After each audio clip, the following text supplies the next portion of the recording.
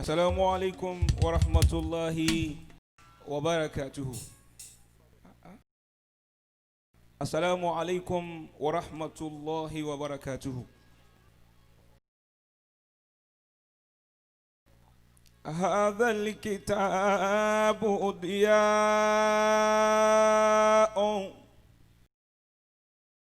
وللصدور شفاء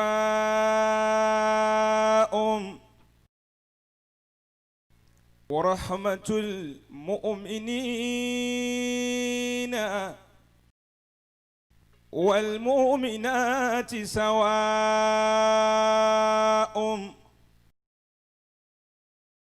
أعوذ بالله من الشيطان الرجيم.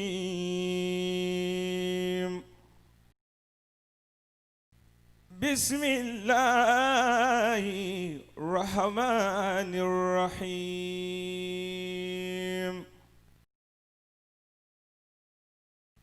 الذين آمنوا ولم يلبثوا إيمانهم بظلم أولئك لهم الأمن وهم مهتدون.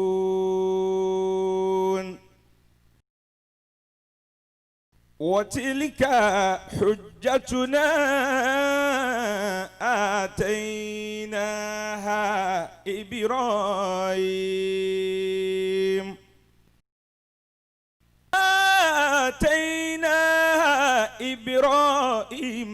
على قومه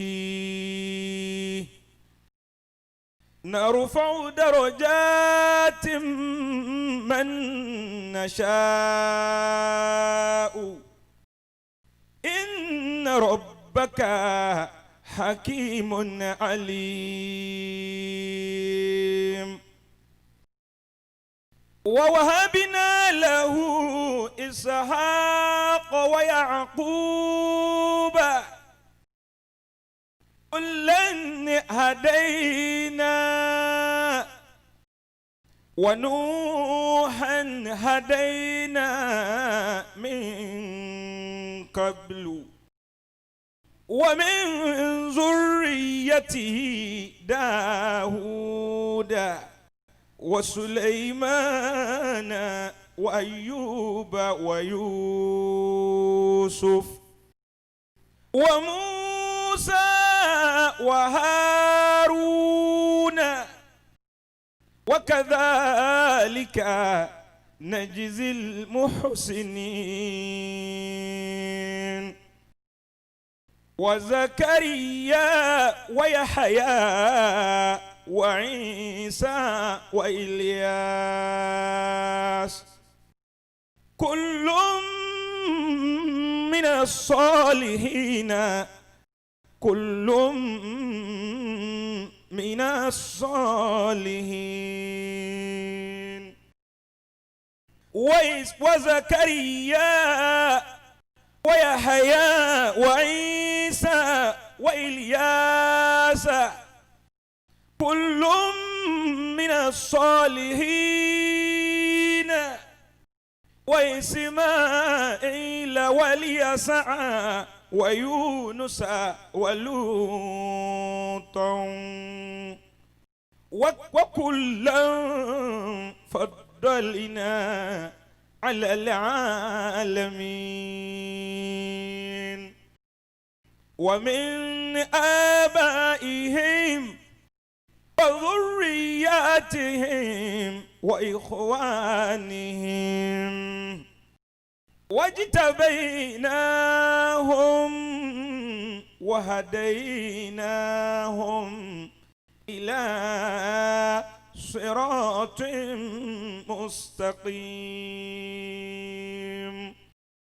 ذلك هدى الله يهدي به من يشاء من عباده ولو أشركوا لحبط عنهم ما كانوا يعملون أولئك الذين آتيناهم الكتاب والحكم والنبوة فإن يكفر بها هؤلاء وقد وكلنا بها قوما ليسوا بها كافرين أولئك الذين هدى الله فبهدائهم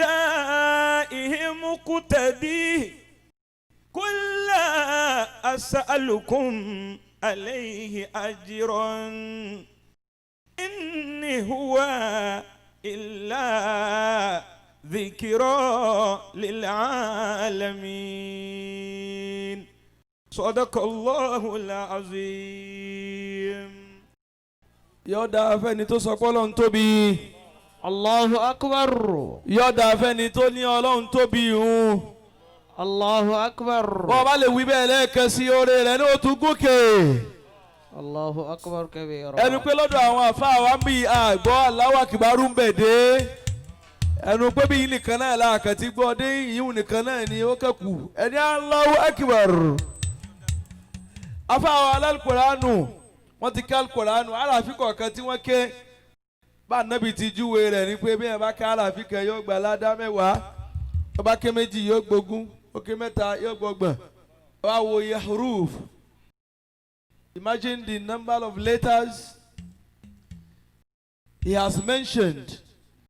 Níbi recitation of Quran yìí ṣe mọ̀ yí pé oríire wa ti pọ̀ báwọn.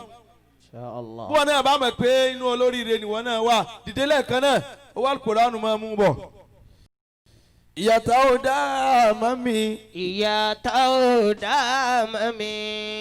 Ìyàtọ̀ ò dá mami. Ìyàtọ̀ ò dá mami. Tóra pálá wọnú ayé mi. Tóra pálá wọnú ayé mi. Tí ò jẹ́ ń bẹ́ gbẹ́gbẹ́. Tí yóò jẹ́ ń bẹ́ gbẹ́gbẹ́. Allahu lè jáde. Allahu lè jáde. Kó kúrò nínú ayé mi. Kó kúrò nínú ayé mi. Òṣì tá ò dá mọ́ mi. Òṣì tá ò dá mọ́ mi. Tóra pálá wọnú ayé mi. Tóra pálá wọnú ayé mi. Tí ò jẹ́ ń bẹ́ gbẹ́gbẹ́. Tí yóò jẹ́ ń bẹ́ gbẹ́gbẹ́. Allahu lè jáde. Allahu lè jáde. Kó kúrò nínú ayé mi. Kó kúrò nínú ayé mi. Èsè tó yẹ sí pé àwọn obìnrin nìkan ni wọ́n ń sanwó. Àwọn ọkùnrin tá a wà níjókòólẹ̀ odidi ni wá. Olóríire náà sì ni wá. Yóò dá fún bàbá wa tó dìde. Ìyàtọ̀ ò dá mami. Ìyàtọ̀ ò dá mami. Tóra pálá wọnú ayé mi. Tóra pálá wọnú ayé mi. Tí yóò jẹ́ ń bẹ́ gbẹ́gbẹ́. Tí yóò jẹ́ ń bẹ́ gbẹ́gbẹ́. Kó kúrò nínú ayé mi. Kó kúrò nínú ayé mi. Allahu lè jáde. Allahu lè jáde. Allahu lè jáde. Allahu lè jáde. Kó kúrò nínú ayé mi. Kó kúrò nínú ayé mi. Gbèsè tá ò dá mọ́ mi. Gbèsè tá ò dá mọ́ mi. Gbèsè tá ò dá mọ́ mi. Gbèsè tá ò dá mọ́ mi. Àrùn tá ò dá mọ́ mi. Àrùn tá ò dá mọ́ mi. Tóra pálá wọnú ayé mi. Tóra pálá wọnú ayé mi. Tí ò jẹ́ dámúsẹ́músẹ́. Tí yóò jẹ́ dámúsẹ́músẹ́. Allahu lè jáde. Allahu lè jáde. Kó kúrò nínú ayé mi. Kó kúrò nínú ayé mi. Kó rí bẹ́ẹ̀ kó ṣe bẹ́ẹ̀. Àmín. Afáwa Sadiq Iftahuddin afá Al-Qur'anu. Àná Ọlọ́run tó nara tán nítorí bá máa fa Al-Qur'anu múra dáadáa báyìí ẹni tí ó ṣe wá sí ibòmí ó yà palẹ̀ mọ́ dáadáa nu. àfa Al-Qur'anu ló múra dáadáa ni wọ́n sì rí i kà wọ́n sì mọ̀ ẹ́ kà wọ́n sì lóhùn bẹ́ẹ̀ wọn ò sì kàkà kúkà ẹlòmíà sóhun ní àfa bá ti bẹ̀rẹ̀ báyìí